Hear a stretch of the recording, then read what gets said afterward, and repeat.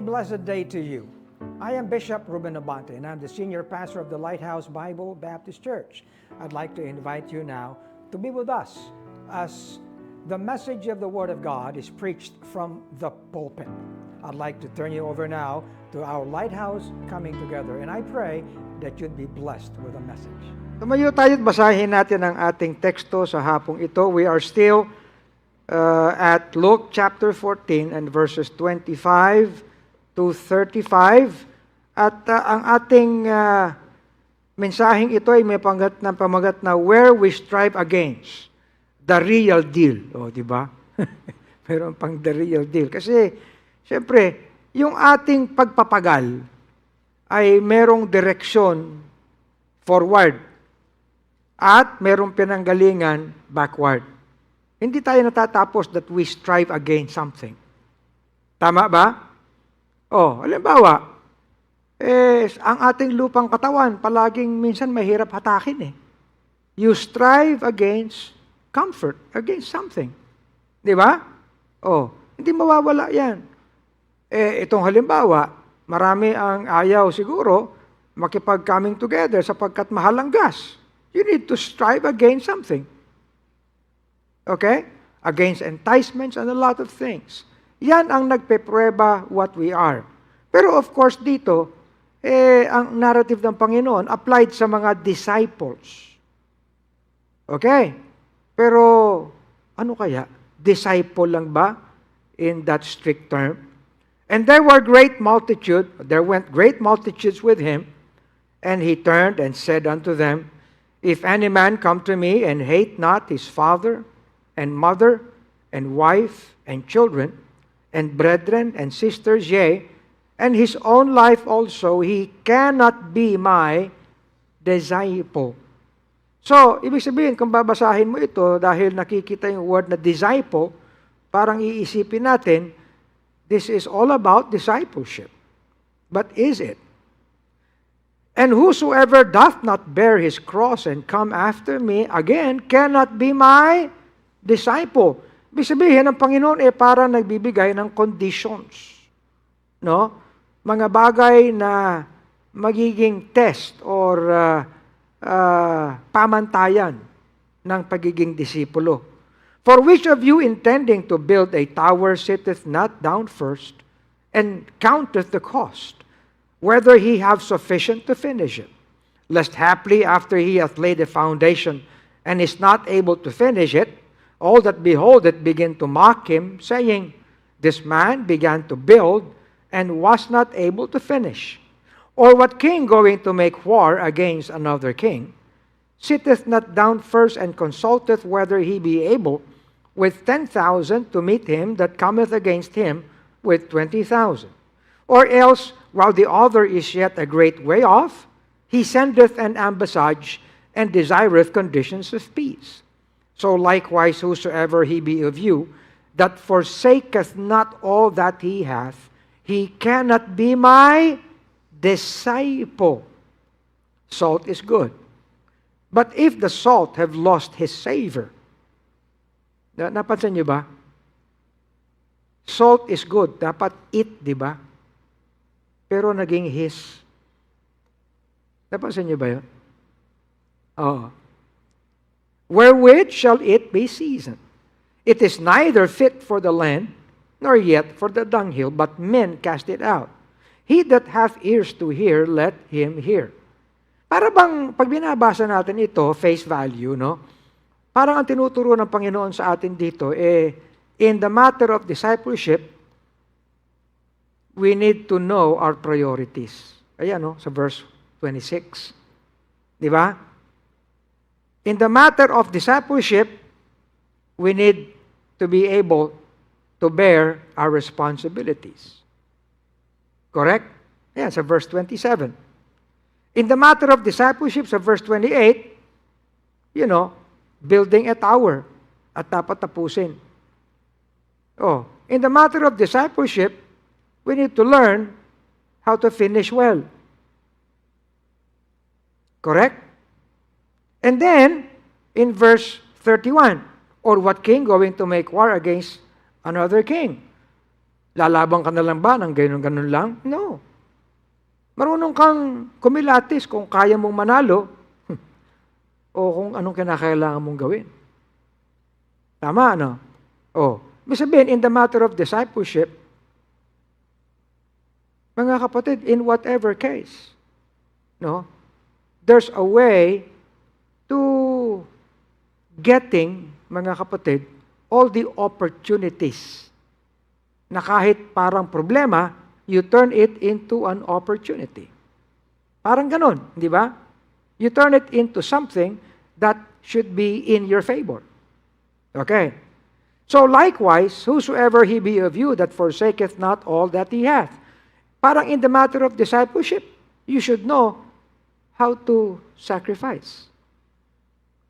Salt is good, but if the salt have lost its savor, wherewith shall it be seasoned? It is neither fit for the land, yet for the dunghill. Parang in the matter of discipleship, wag na wag kang mawawalan ng value, ng sense.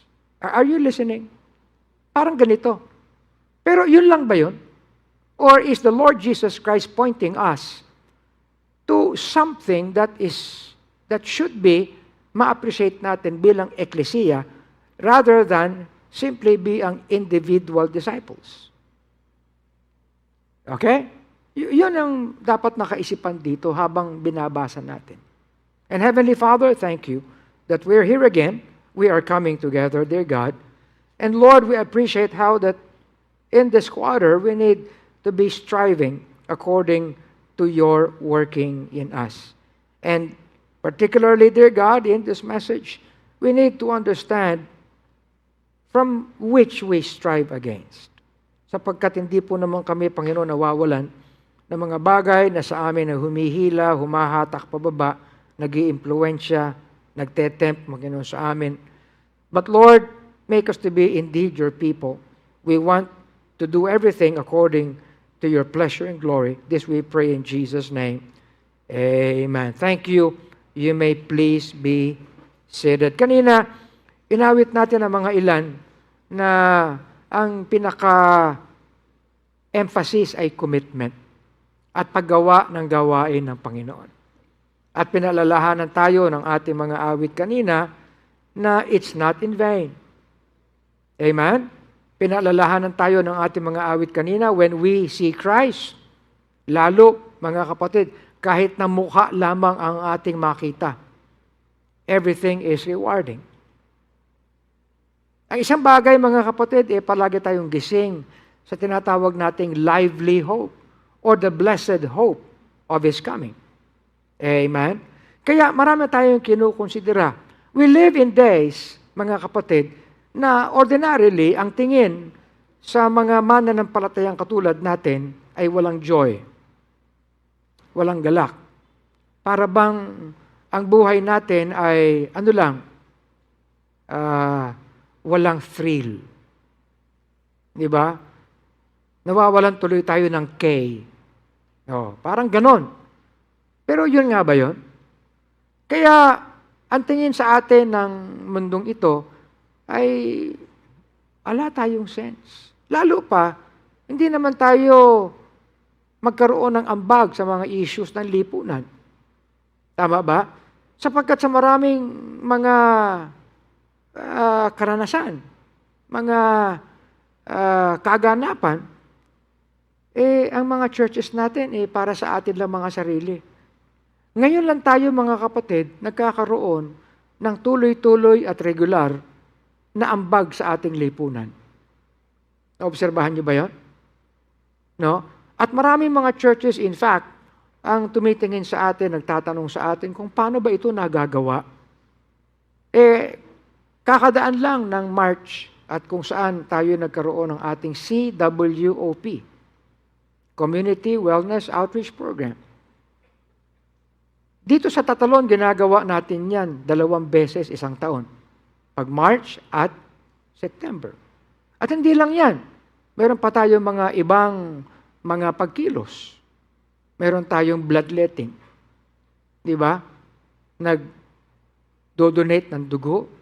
Meron tayo mga activities, ministries para sa mga kabataan, even out of school youth. Alam niya, minsan nga kapag pupunta ako, lalo niya kapag araw, gabi ng Biyernes,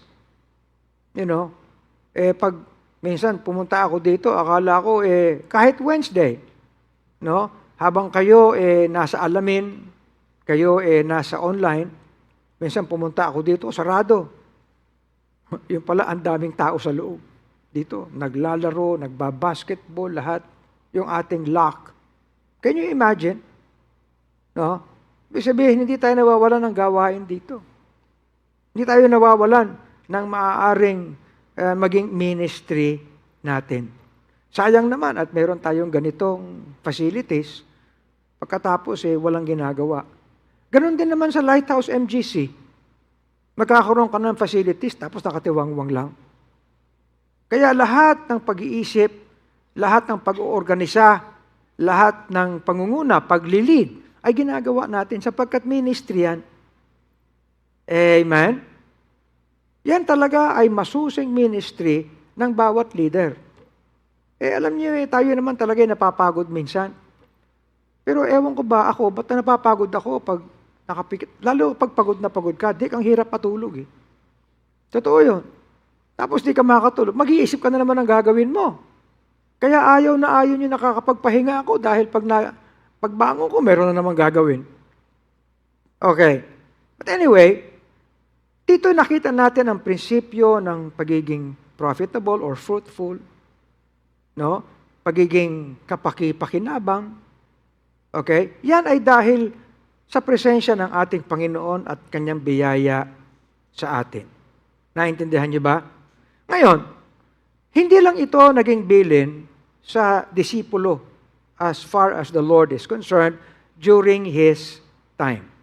Kaninang umaga ay nakita natin mga kapatid, along with yung sinabi sa ating text na mga conditions ng discipleship, sa ibang bahagi, sa John chapter 8, nakita natin na sa bagay ng pagiging disipulo, ay kinakailangan merong continuing in His Word.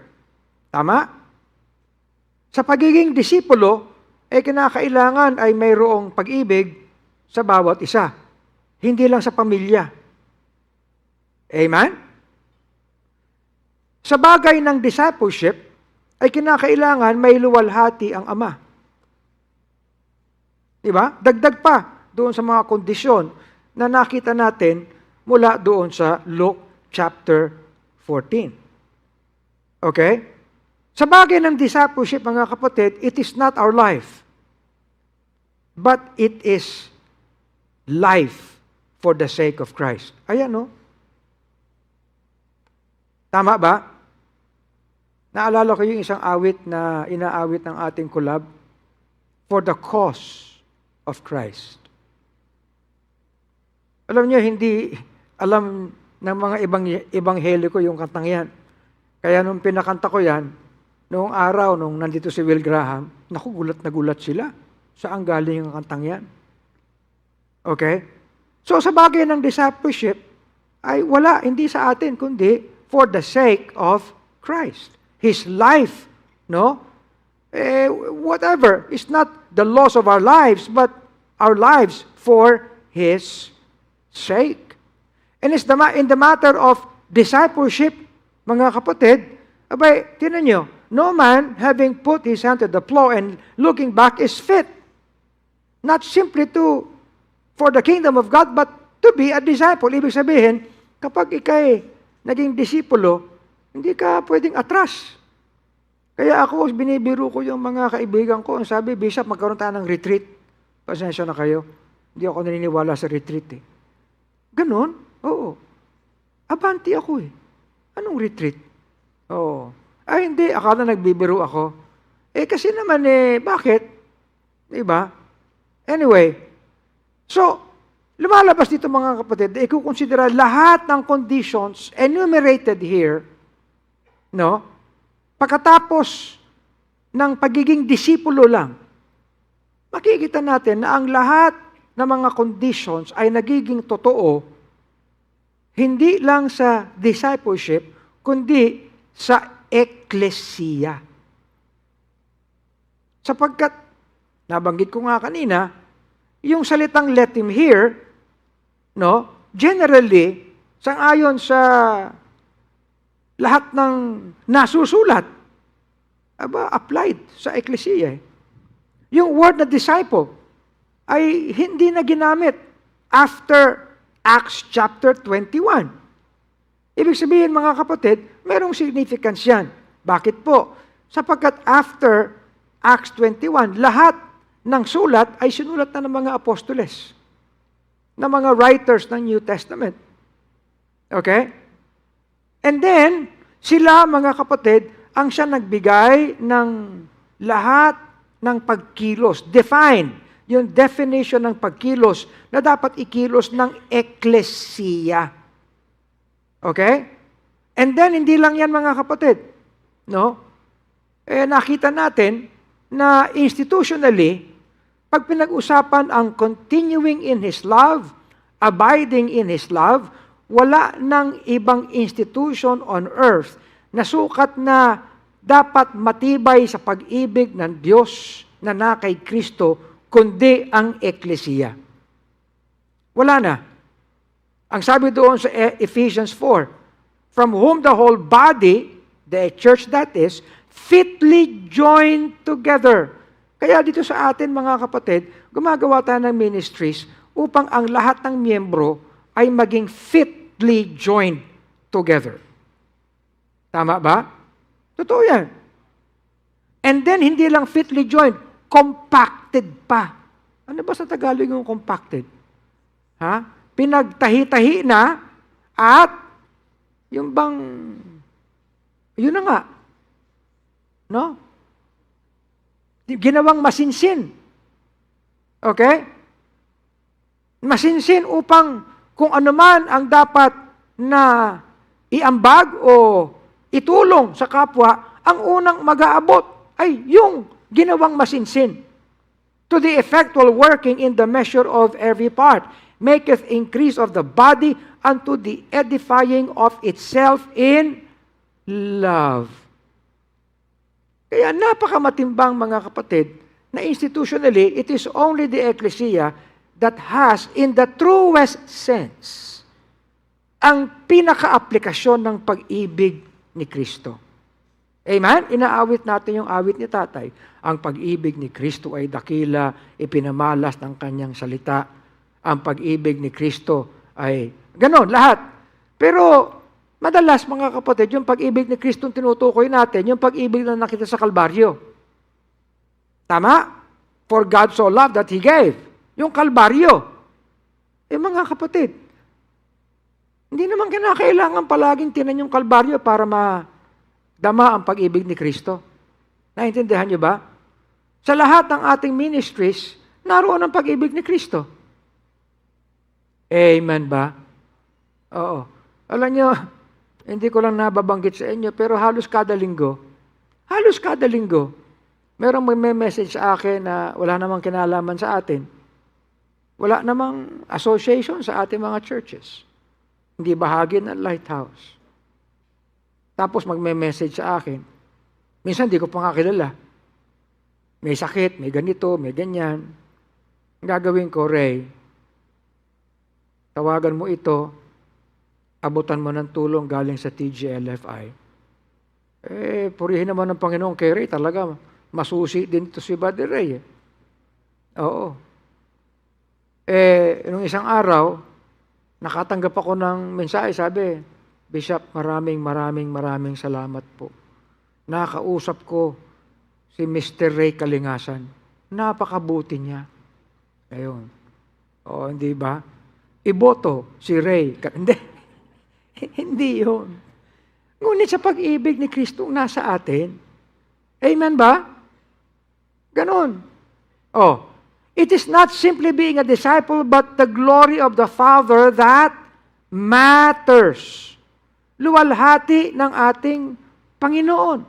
Matagal na natin pinag-uusapan yan For the acceptable, pleasure and glory of our God. Lahat yan, mga kapatid.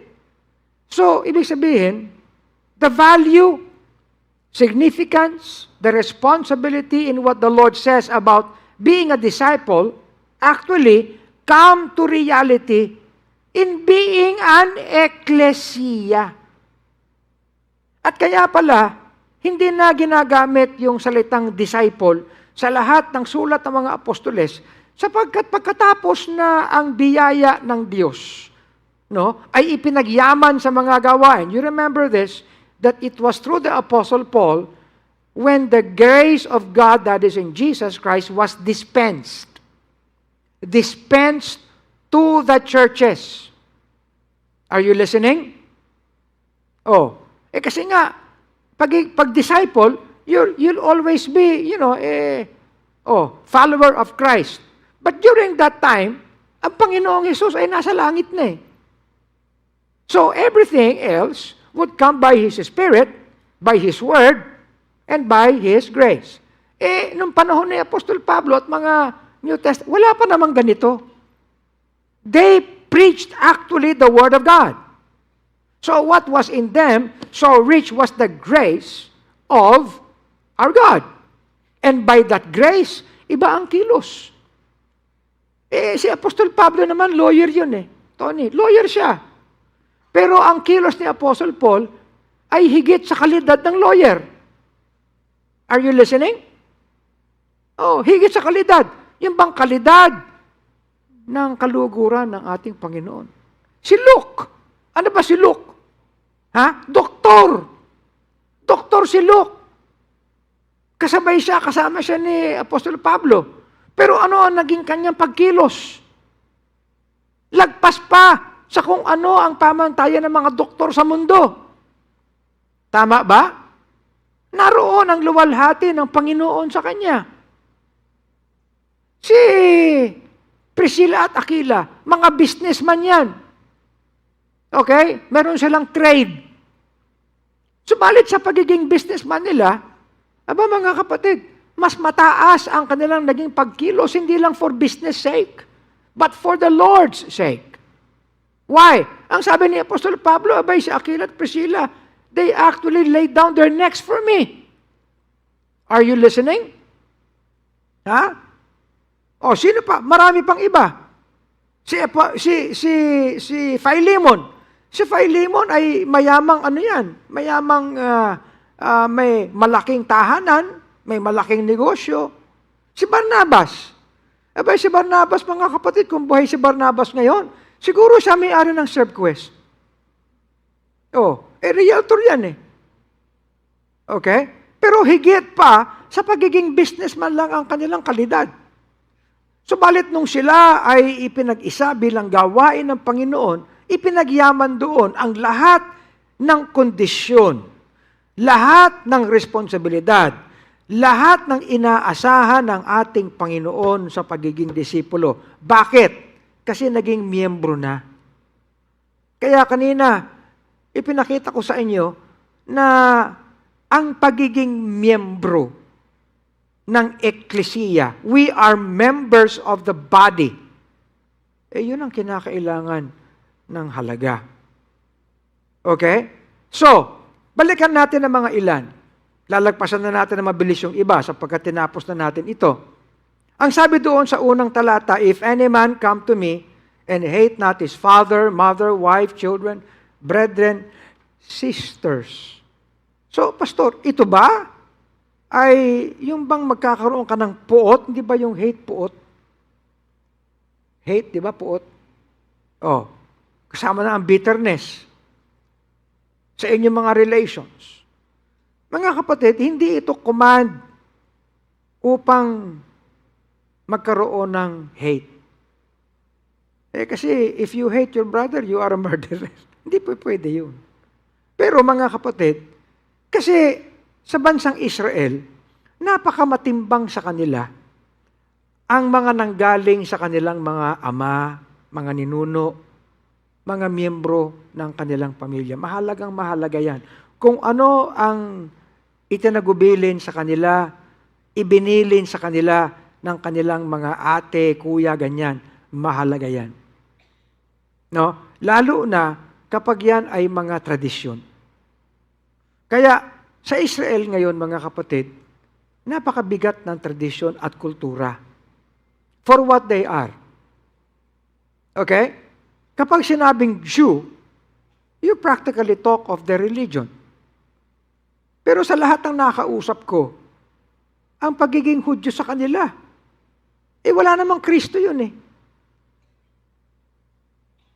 Okay? Hanggang ngayon naman, wala naman silang pagkilala kay Kristo bilang Panginoon at tagapagligtas. Kaya ang bansang Israel as a nation ay hindi ligtas. Ibig sabihin, mga kapatid, ang bagay ng tradisyon at kultura ay madalas ay nagiging naipapasa sa pamamagitan ng mga mahal sa buhay.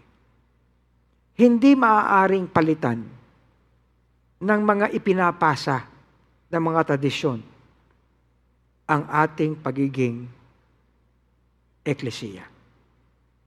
That's the bottom line. Amen ba? Ha? At mga kapatid, dito meron tayong mga ginagawa dito na mga routine, ginagawa dito na mga, ano bang pwedeng sabihin dyan? Sa English, minsan ginagamit yung liturgy. L-I-T-U-R-G-Y. Yung mga formalities. Okay? Madalas merong ganyan sa mga churches, mga formalities. Ang ating choir, hindi naman kayo nag-gown. Normal lang. May nagsuggest sa akin dati, Pastor, ano kaya kung mag-gown ang choir? Ayaw ko. Bakit, Pastor? Masama ba yun? Hindi. Ayaw ko lang naka-gown sila. Bakit? Kasi ang alam ko sa mga naka-gown, madaling antukin. Diba? Night gown. Baka maging night, baka makinyo tulog na kayo dyan eh. Hindi tayo pinangungunahan ng mga ganong bagay. Normal tayo. We can have preferences. Tama? Ako, tuwan-tuwa nga ako rito dahil dito normal tayo. Hindi tayo, hindi ba kayo nagagalak? Hindi tayo nagtatanggal ng sapatos dito sa Lighthouse. Amen ba? Pwede naman kayong pumalakpak dyan.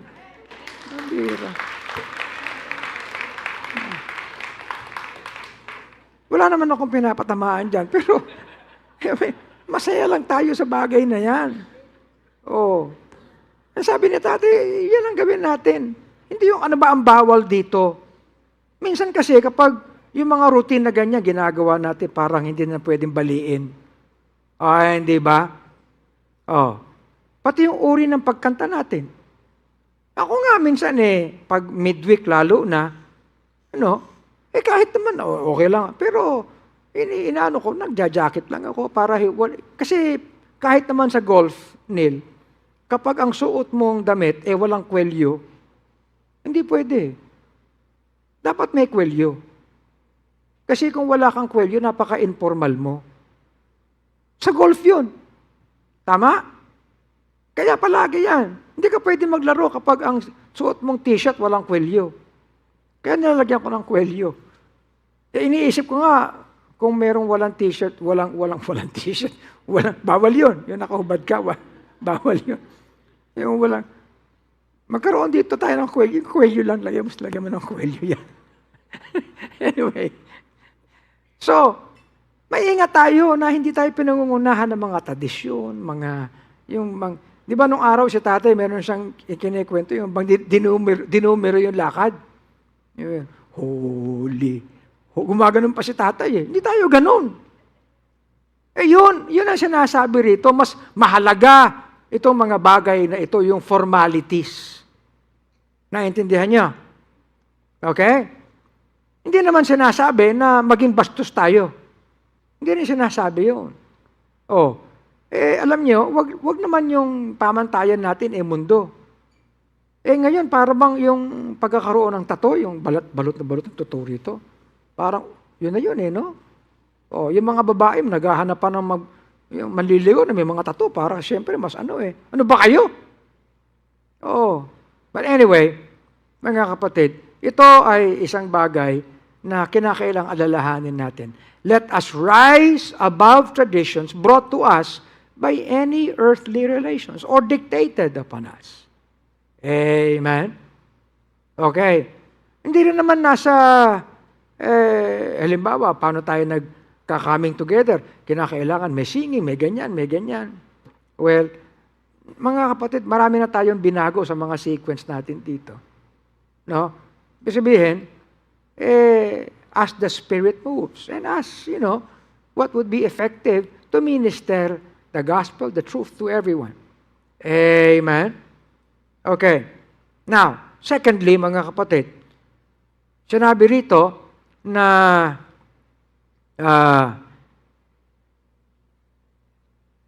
and his own life also. By hindi lang yung kaanak. Pati mismo yung buhay niya, yung sarili niya. We should be able to rise above our own selves. Even the enticements to please our own selves. Mga kapatid, there has never been a time, in our history, na masyadong masyadong matimbang yung self-pleasure na issue. Tama? Self-pleasure, to please yourselves. Ngayon, napakahalaga niyan. Along with that, yung rights ng iyong mga sarili. Tama? Ano ngayon na nagresulta? Nagkakaroon ng maraming anger kahit saan because of this. Imbis na, padaanin mo na yan, okay na. No, hindi pa pwede yan. Karapatan ko yan. I should be pleased with you. So, ito hindi pa pwede sa gawain ng Panginoon. Self-pleasure. Andyan ba kayo? Nabanggit na natin yan. Okay? Rather, not to please ourselves, but rather, even to be willing to bear the infirmities of the weak. Let every one of us please his neighbor for his good to edification. Why? Because Christ himself did not please his own self. Okay? Napakaganda ng sinasabi, mga kapatid, doon sa Philippi, sa Philippians. Kinakailangan meron tayong gayon. Ang sabi, let nothing be done through strife or vainglory, but in lowliness of mind. A person that does not make himself center. Okay? Me, myself, I. Mga kapatid, yan ay kinakikitaan ng lowliness of mind. Amen ba? Daw kayo mga kapatid, minsan yung mga selfie. Hindi nyo ba minsan nahalata yung selfie? Hindi mo naman kilala. Hindi mo naman kaano-ano. Now, porque meron kang kaunting kasikatan, magpapaselfie sa iyo. Tapos ipopost. Ibig sabihin, ginagamit yung kasikatan mo para sa kanyang self-pleasure. Tama ba yun? Hindi ba yun? Abay kung kilala mo at okay lang. Mga kapatid. Pero kung gagamitin mo yung iba para sumikat ka, halimbawa sa social media, meron naman sariling account. Pupunta pa sa account ng iba para lang makipagtalo doon. Mga tuwiran doon. Ibig sabihin, ginagamit niya yung account ng iba para maghanap lang sila ng kasikatan nila. Ganun lang naman yan Pero yan, self-pleasure. Look not every man on his own things, but every man also on the things of others. Let this mind be in you, which was also in Christ Jesus, who being in the form of God, thought it not robbery to be equal with God. Being found in fashion as a man, he humbled himself and became obedient unto death, even the death of the cross. Alam niyo nung araw, siyempre, hindi ko naman pinagmamalaki ito na parang pero nung araw, medyo executive naman ako sa corporate. binuo ko yung engineering, no? Systems engineering nung araw sa kumpanya. Kumuha ako ng mga engineer, ganyan-ganyan. Nagkaroon kami ng unang project namin. 2 building sa Makati ay pinagdugtong namin yung mga kable, yung mga data. Okay. Siyempre, titingnan ko, i-inspect ko lahat. Para at least, sigurado akong walang magiging, yung bang magiging komplikasyon. Sabi, sir, okay na po, sigurado kayo. Ang ginawa ko, sumuot ako dun sa loob ng cabinet. Malaki yung cabinet, Tony. Alam mo yan, mga kable, ganyan. Tinetesting ko lahat yung paging system, ganyan. Background music system. Kasi building eh. Lakasan mo, ganyan. Dumating yung gwardiya, nakita ko nasa loob. Sinigawan ako. Hoy! Tigil mo nga yan! Sabi ko, sir, ina-adjust lang po namin. Kaunting time lang. Kahit na! Kamot ako ng ulo eh. Sige. Paglabas ko, sabi ko, di ba gwardiya yun? Oo. Di ba niya alam kung anong ginagawa niya? Mamaya dumaan yung direktor. Ang nagsumbong yung tao ko. Sir, yung gwardiya niyo, yung boss namin, ginanon, no? Ganyan. Muntik masisanting gwardiya eh. Oo. Minsan, ang tao, mga kapatid, hindi na ako sumagot. No? Hindi ko naman pinagmamalaki na humble ako. Hindi yan ang sinasabi ko rito. Pero minsan, intindihin natin kung anong kinakailangan gawin. Para lang, ang dapat na maging maayos ay maging maayos. Ang dapat na gawin ay gawin ng tama. Okay? Ganun lang naman yun. Hindi porke boss ka, wala ka ng kinalaman sa mga simpleng bagay. Amen ba? We should be willing to do that. Yan ang punto ko. Bakit? Sapagkat ang ating Panginoon hindi na namili. You see? None of these things move me, neither count I my life dear unto myself. Isipin mo, the Lord of glory. Kanyang itinabi itong bagay na ito. Amen ba?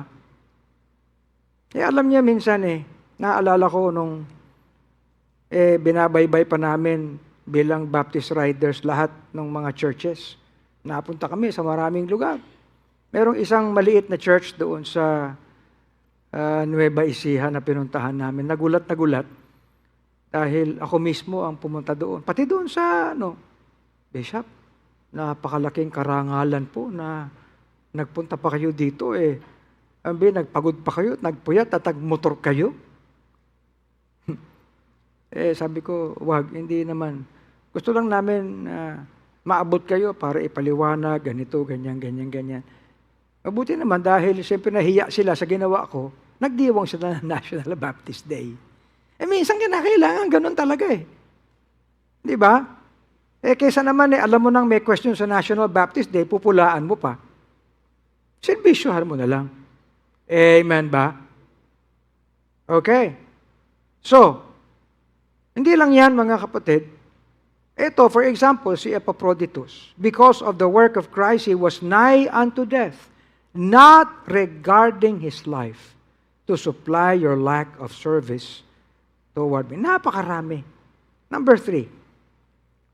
Verse 27, whosoever doth not bear his cross, bear. Now, pag sinabing his cross, sabihin, ito'y sa iyo. Meron kang pagkilala na ito ay sa iyo. Hindi cross nung iba. Ano ba yung cross? Ibig sabihin, medyo bigat mo. Kung baga, responsibilidad mo. Ang tinuturo dito, we ought to really do our part in bearing our own responsibilities. Kanina iba, be of help, extend yourself to others. Pero ito, yung dapat na gawin mo, gawin mo. Okay? At wag mong iangal. Because that in itself, no, is something that is demanded of disciples. Tama? Ibig sabihin, lahat tayo ay magkaroon ng pagkilala, recognition of what is ours and what is ours to bear. Amen? Madalas, hindi natin napapansin yan. Subalit, ilagay natin sa mga tamang mga kalalagyan, tamang konteksto. For example, nung araw, si tatay ay Sunday school teacher. Sunday school teacher siya ng mga grade school boys. Grade school boys. Siyempre, yung mga makukulit dito, na mga, parang katulad ng mga, ayan. Sunday school teacher siya. Yung anak ng missionary, no, ay estudyante ni tatay. Eh, sinabi ko sa iyo, ang mga anak noon, grabe. Kung sino ang pinakamakukulit doon sa church. Ganun din minsan, kung sino ang pinakamakukulit sa church, yung anak ni pastor, anak ni... Meron ba makukulit sa mga anak ng pastor's men? Meron ba, Dick? Mga sentinel. Ayun, mga pasaway. Kung kailan Sunday school, naglalakwatsa, wala. Si tatay naman, siyempre, turo lang siya. Maya-maya dumating yung missionary. No? Hila-hila yung kanyang anak sa tenga. Nagtuturo si tatay. May mga kwarto kami noon. Siyempre yung anak niya, ganyan, ano? Pagpasok doon sa bukana ng pintuan ng classroom, sabi kay tatay, Ben! Why do you allow my son to roam around during Sunday school? Ganun, no? Di pinagalitan si tatay ko. No? Sabi ni tatay, hindi ko nasasabihin yung pangalan. Sabi niya, but I have not seen your son since we started. No! You should make sure that he is here. That's your responsibility. Ganun yung tatay ko. Okay, sir, sabi ni tatay. But, I am just a teacher of your son 45 minutes on Sundays. He is with you the whole week. Doesn't that tell us that that is his responsibility? No, di ba? Ibig sabihin, mga kapatid, kung ano yung ating dapat na gawin sa lahat ng bagay. Amen? Madalas mga kapatid, tayo pag mayroon tayong mangyayari sa buhay natin, isisisi natin sa iba. Hindi na bago yan Ginawa na yan ni Adan Amen? So, ibig sabihin, let us be willing to bear our cross. You see? Binibiling ko nga kapag ikaw, mag-aasawa ka, you need to learn how to bear your cross. As husband, as wife. Nakita ko kasi congratulations. Oo. Hindi lang yan. When you begin to have children, you need to learn how to bear the cross. Tama? Kayo mga estudyante, you need to learn how to bear your crosses sa inyong eskwelahan. Tama ba? Inyong mga responsibilities. Oh yes, it's good to play. Fine. But do not overplay. Alam nyo, this is actually something that we all should take. Amen? Di ba ang sabi ng psalmist? No? I will walk in mine house with integrity. You see? Sapagkat dyan nagmumula yan, mga kapatid. Kaya dito, palagi kong sinasabi, matuto kayo na kung ano yung inaasahan sa inyong responsibilidad. Kaya kayong mga kabataan, huwag niyong gagawing excuse yung coming together natin dito para hindi niyo gagawin yung inyong responsibilidad sa tahanan. Tama? Hindi na ikakatuwiran yan. Pero pag natuto tayo ng ganyang disiplina at kababaang loob, Aba mga kapatid, naroon ang pagiging identified to be His disciple. Amen? So that goes sa lahat ng areas kung nasaan tayo. Good? Bira mamaya niyan hanapan na lang ng hanapan ng butas. Kaya nangyayari sa ating gobyerno, ganyan eh. Di ba, Lawrence? Oh. Hanggang ngayon, di mo malaman kung ano nangyari doon sa, ano ba yan? Ghost projects. Wala na. Nanatili ng ghost. No one takes responsibility. You see, it is actually being able to bear our own burdens. Okay? Lalo na ito, 2 Thessalonians. For even when we were with you, this we commanded you that if any would not work, neither should he eat. Diretsahan, ano? Oh. Because we hear that some among you walk disorderly, working not at all, but are busybodies. Now them that are such we command, and we exhort by the Lord Jesus, that with quietness they work and eat their own bread. You see, napakaganda mga kapatid ng bagay na ito. Okay, next. Number 4. Tapusin natin ito ngayon, ha? Kasi ayoko nang abutin na naman tayo ng 1 linggo para pag-aralan ito. For which of you intending to build a tower? Wow! Nagpatayo ka ng Lighthouse Manifold Grace Center? Ayun, no? Sitteth not down first and counteth the cost whether he have sufficient to finish it.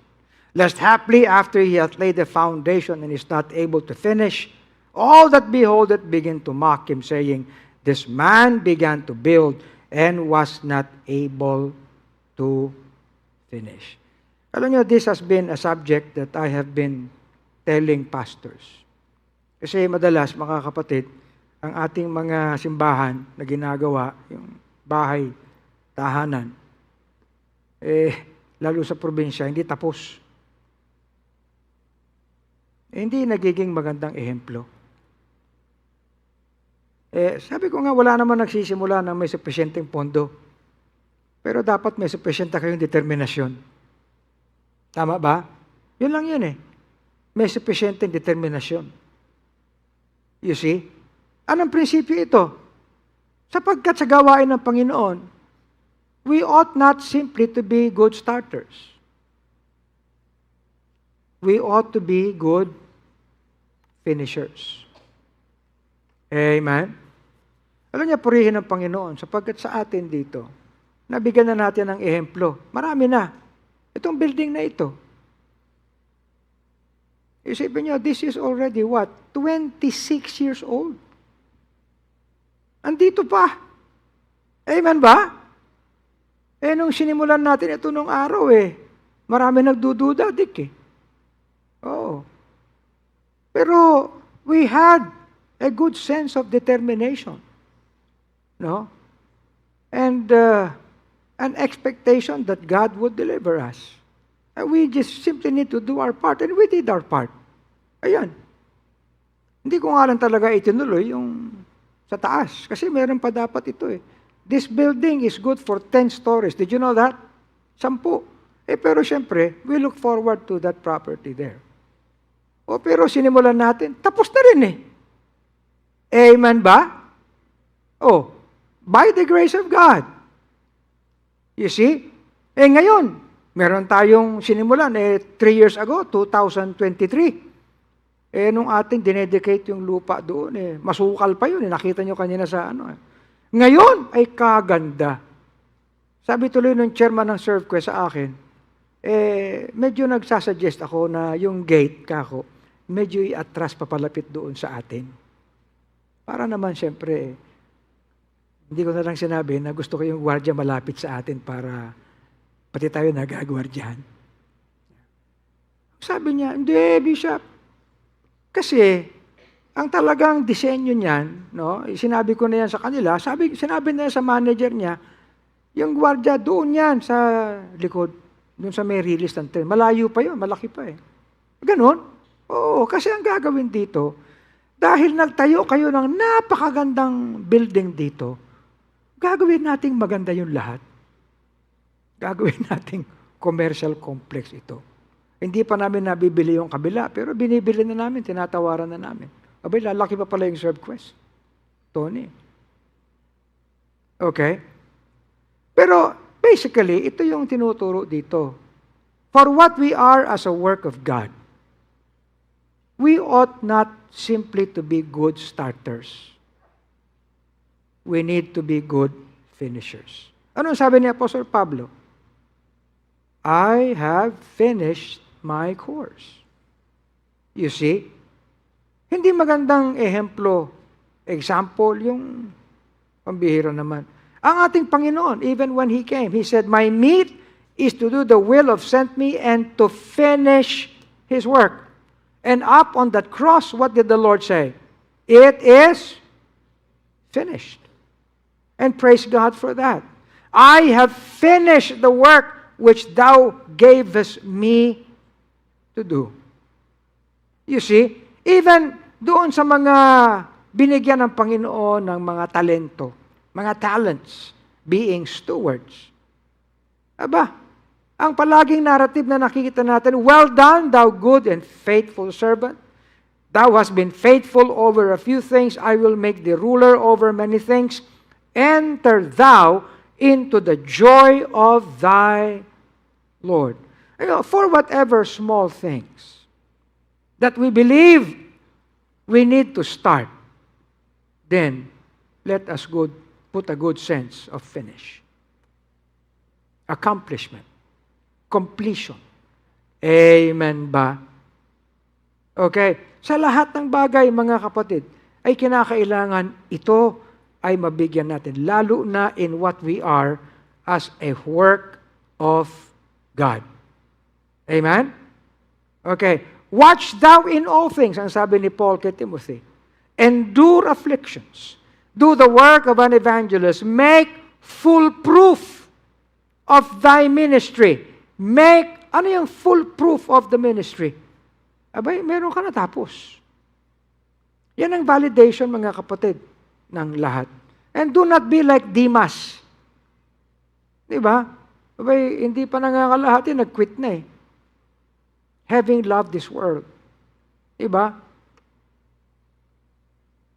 Isipin mo si Luke. Sabi ni Paul, Luke is with me. Take Mark and bring him with thee.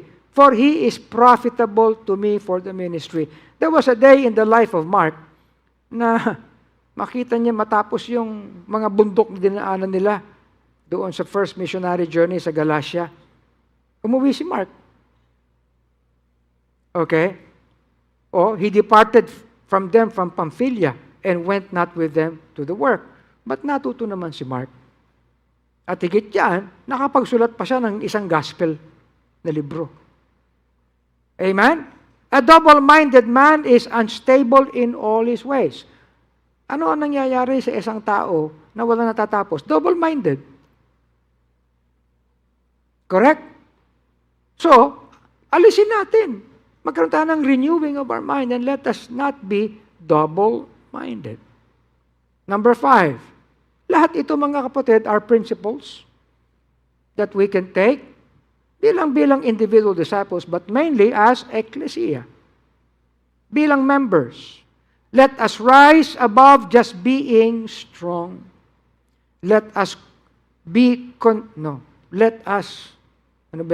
continually overcomers and victorious. Yan.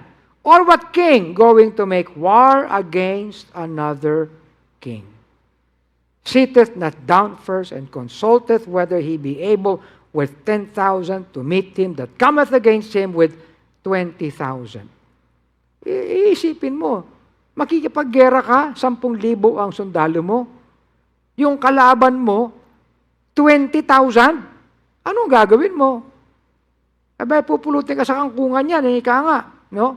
Or else, while the other is yet a great way off, he sendeth an ambassage and desireth conditions of peace. That's what it is.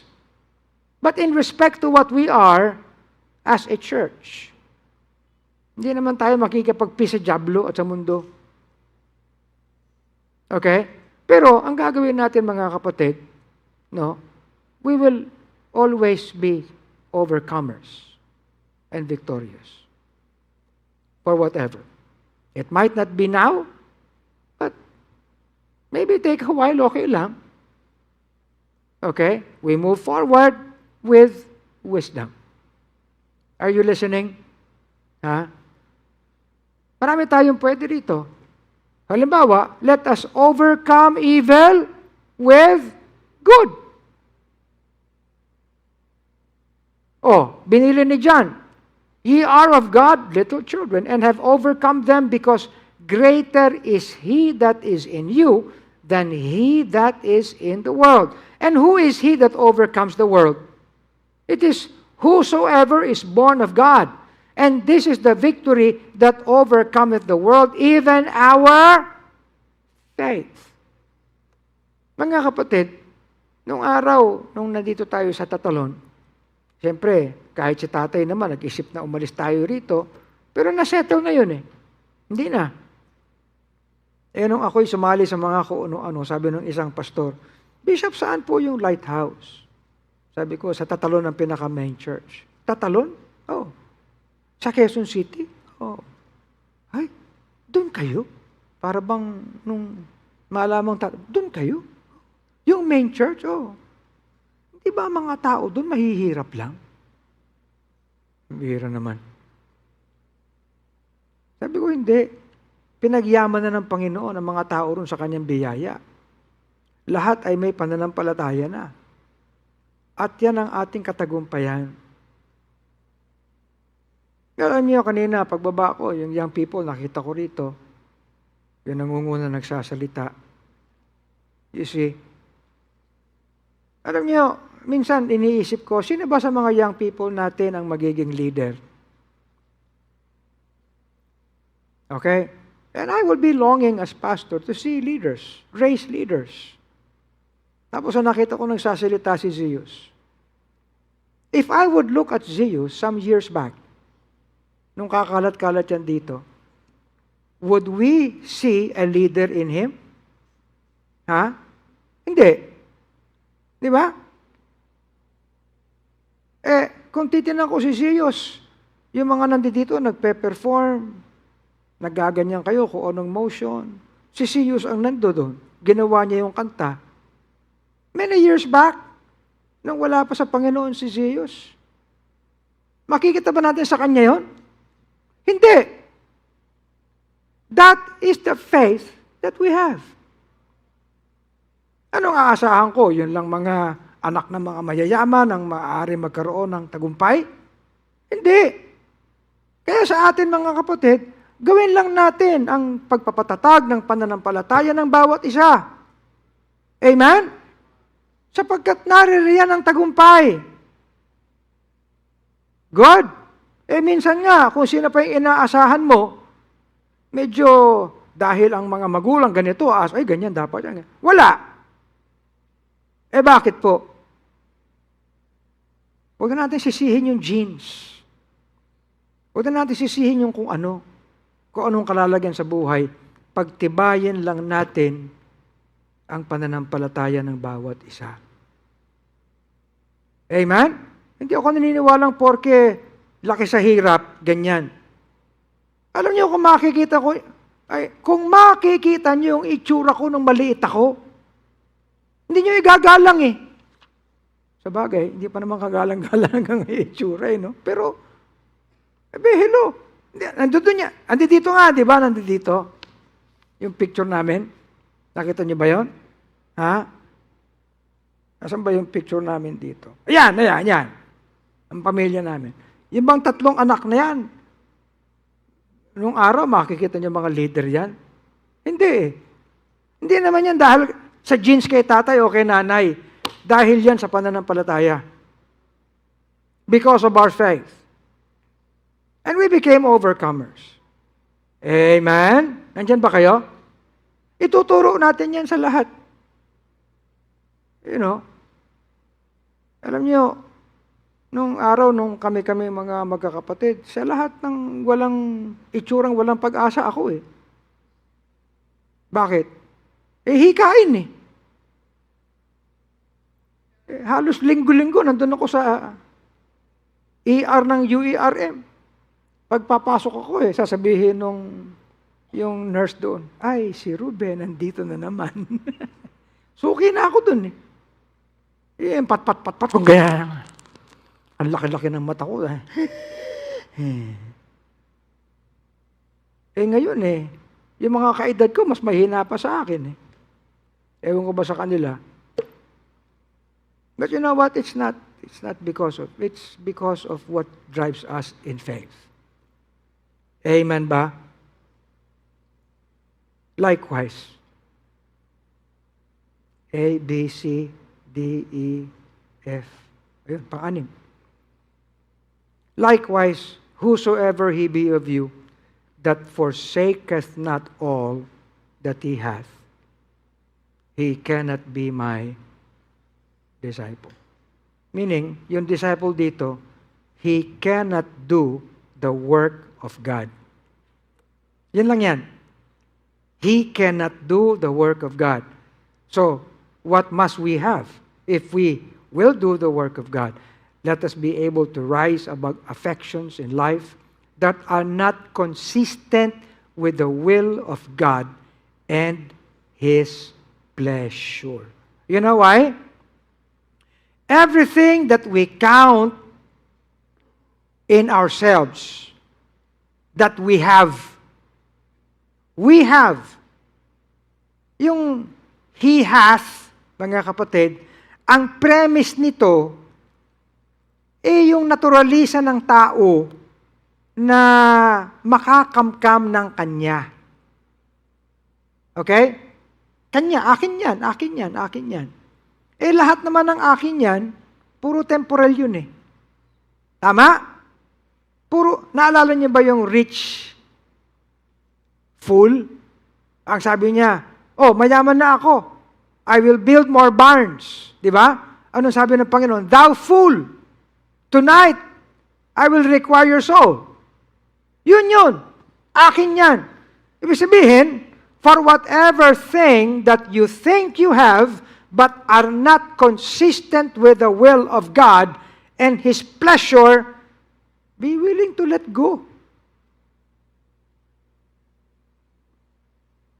Tama? Wala namang ambag yun sa kaluguran ng Panginoon. Wala namang ambag yan sa kung anong katanggap-tanggap sa Kanya. You see? Nang yan ay tinunguhan mo, no? Naging deliberate ka sa pagkakaroon ng mga ganyan, hindi mo naman kinonsidera ang luwalhati ng Panginoon. You know? Now, paano na forsake? Iiwanan mo ba? Ganito yan.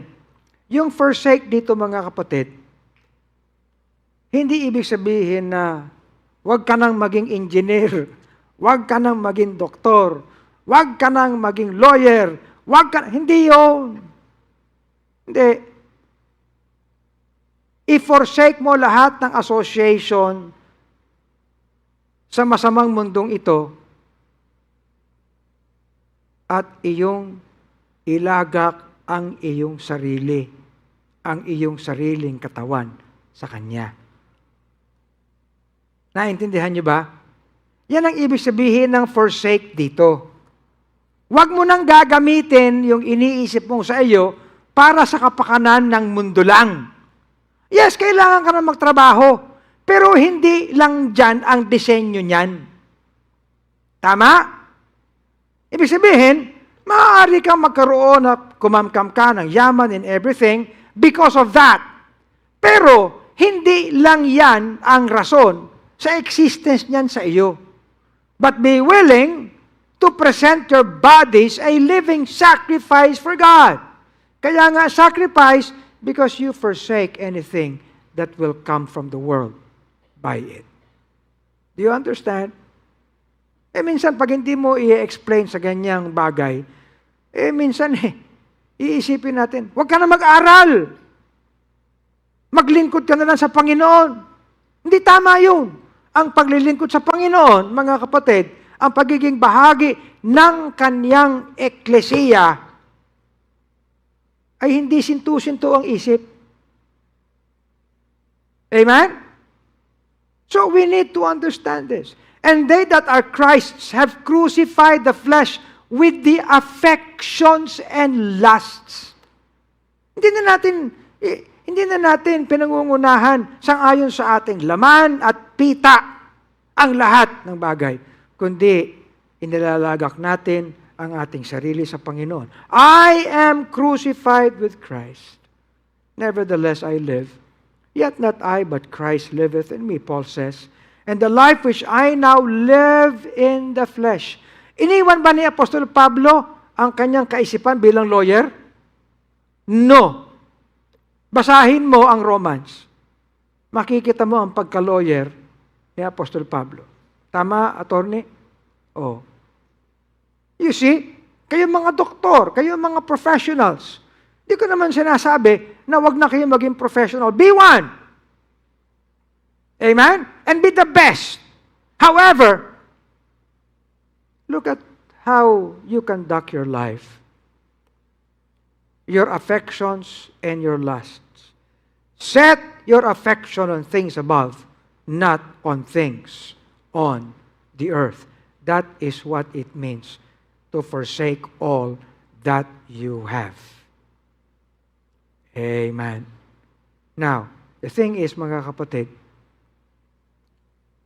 saan nare-realize ang lahat ng bagay na yan? Sa eklesiya. So, yung matter ng being disciples actually means being those who work the work of Christ. Being members of the ecclesia. Ayan, natapos ko. Amen? Masaya kayo? Oh. Kaya mga kapatid, ito. It is God which worketh in you. Ayan, no? Both to will and to do of His good pleasure. Anong response natin? Lord, I will strive. I will strive against things that will not be consistent to how I should be. As I strive, I can do all things through Christ, which strengtheneth me. Let's stand and pray. Thank you for watching The Pulpit. We hope you are blessed with the preaching of God's Word. The most important thing that we can share with you today is the salvation that only comes from the Lord Jesus Christ. You may be experiencing some challenges and difficulties in life at this very moment. The answer to all our problems is Jesus. I invite you now to pray and accept Jesus as your Lord and Savior. You can follow me in this prayer. Dear Jesus, I admit that I am a sinner. I believe that you died for my sins and that you shed your blood for my forgiveness. You rose from the dead to be my life. I now repent and sincerely ask for your forgiveness. Cleanse my heart from all sins. I now accept you as Savior and Lord of my life. And from this day forth, I put myself in you by faith. Be my hope as I live my life according to your will. Thank you for saving me. In Jesus' name I pray. Amen. The Bible says in 1 John 1:9, if we confess our sins, He is faithful and just to forgive us our sins and to cleanse us from all unrighteousness. 2 Corinthians chapter 5 verse 17 says, "If any man be in Christ, he is a new creature. All things are passed away. Behold, all things are become new." If you have prayed and accepted Christ as your Lord and Savior, let us know by sending us a message at the Lighthouse Bible Baptist Church Facebook page. We're broadcasting live every Sunday at 11 o'clock in the morning and 4 o'clock in the afternoon. Then Tuesday and Thursday at 7:30 in the evening. Do join us again on our next episode of The Pulpit.